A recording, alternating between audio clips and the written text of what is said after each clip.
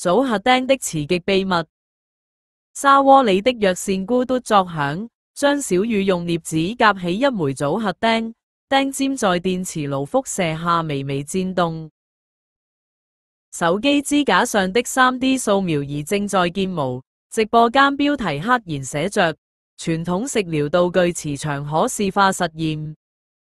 家傳組合經過特殊工藝磁化，能促進氣血運行。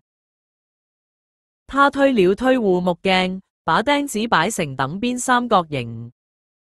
彈幕突然被成片。刷屏，3枚組合釘竟在案板上自動旋轉，最終指向面攤西側的舊書報亭。老張拎着醬油瓶進來時，正看見女兒跪在地上貼定位標記。北緯31度14，東經121度28。他對照手機導航喃喃自語：這個坐標點在上海博物館啊！把你媽的維密當羅盤使。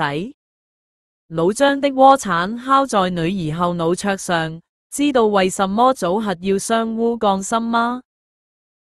他突然找起3枚釘子甩向冰箱門，組合釘在金屬表面彈跳7次，最後呈北斗七星狀給附在10年前的全家福相框邊緣。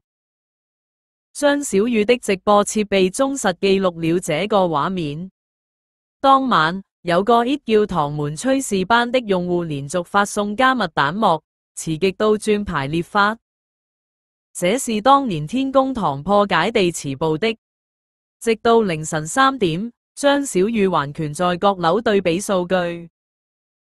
母親臨終前縫在他布偶裏的12枚組合釘，經磁強計檢測呈現2種截然不同的極性分布。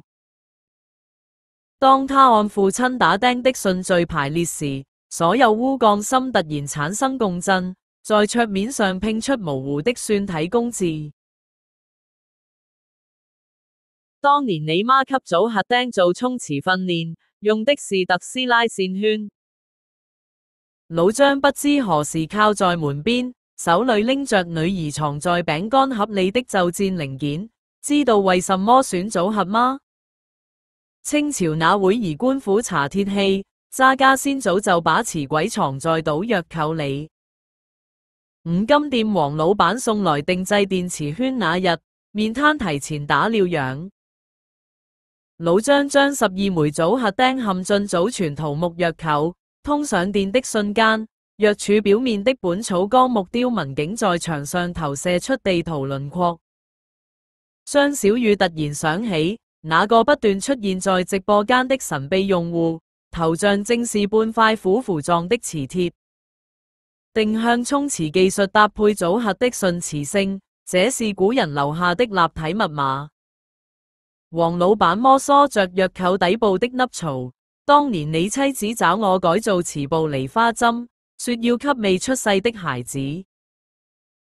窗外忽然掠過無人機風鳴聲，老張抬手甩出鍋鏟，精準擊落某個試圖窺探的紅外攝像頭。女兒卻盯着散落的組合釘令神，他們不知何時組成了上海地鐵線路圖。而交叉點正是工商局檔案室。